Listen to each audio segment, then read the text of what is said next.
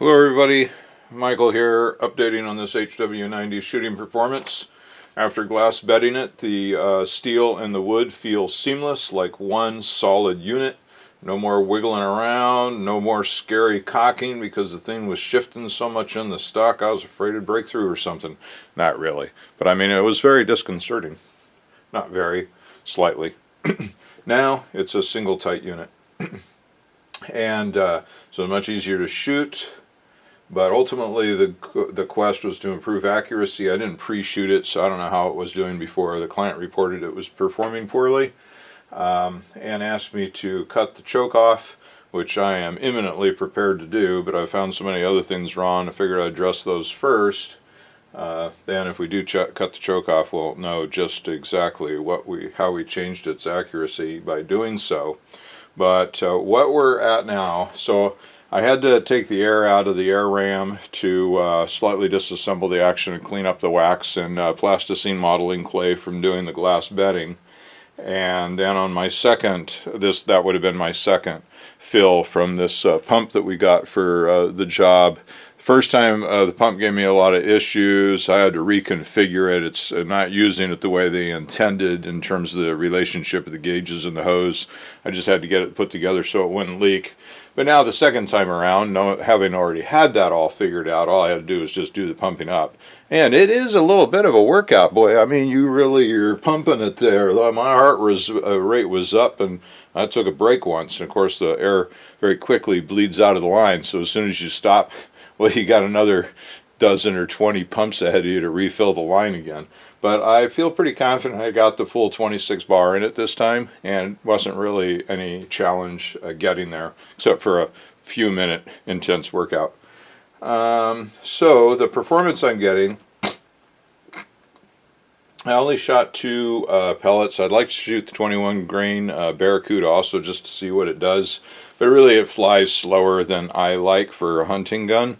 I want to be inside of the twitch factor. I don't know, it's complicated though because of the speed of sound, how long it takes for the sound to get to the quarry, and then how long it takes the pellet to get there after they've heard the sound. Maybe I'm tripping trying to go fast. I like to be up between 800 and 900, anywhere at least close to 800. And the 21.1 grain Barracuda, I'm sure would be flying pretty darn slow. Although a long time ago, before I had a chronograph, really I think before they were widely used, at least in this country, I did shoot an R1. I think back then probably had a factory spring with the 21 grain Barracuda, and I loved it. I loved how hard it hit, and I killed a lot of rabbits with it. So I don't know, I may be tripping, but anyway, with 14.3 grain Crosman hollow point, just because that's a commonly available pellet, so I like to use it as a datum. I always hope my guns will shoot it because it's plentiful, cheap, easily available.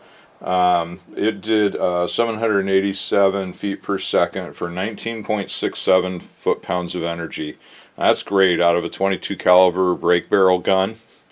That's right up there with the hot-rodded HW90 with the coil spring. And then with the Barracuda Green, my preferred pellet in 22 caliber, actually any caliber break barrel gun. I really like the Barracuda Greens because they're lightweight, they're slippery.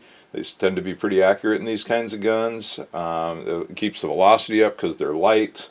They're hard. They don't deform on impact, which maybe is cool. I kind of think it is. Anyway, 12.65 grain going out at 879 foot per second for 21.7 foot-pounds of energy. And here you can see the efficiency increase. I attribute it to the fact that the material is slipperier than lead, or I don't know what, but there you go. Almost 22 foot-pounds. That's fantastic performance. Super happy with it. It's better performance than I got when my first time pumping it up when I didn't quite get to 26 bar. So really liking that. And here's 3 shots. I did this here at home at 21 yards.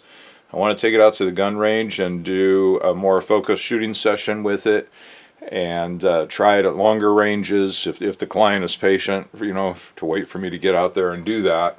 But these are the Crosman Premier Hollow Points, 3 shots, 21 yards, and this is the Barracuda Green.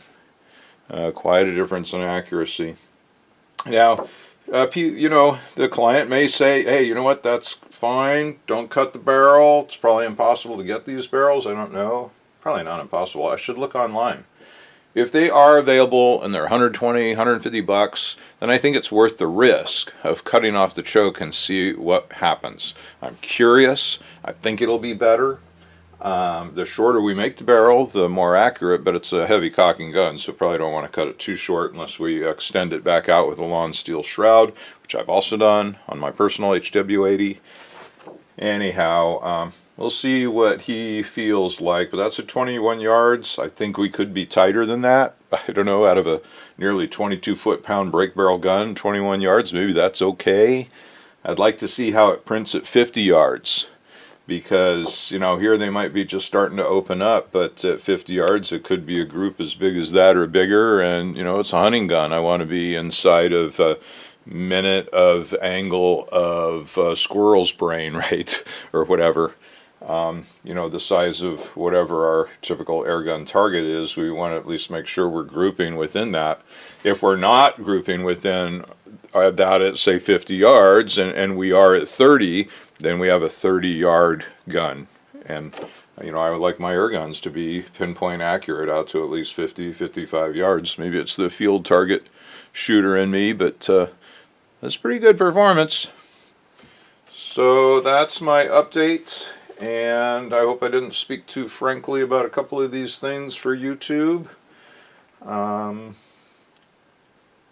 So yeah, I guess this is just kind of waiting to hear from the client if he's willing to let me take it, keep it for a while longer and get it out to the gun range where I can shoot it at longer ranges. In any case, until then, I am immediately jumping back onto that HW90.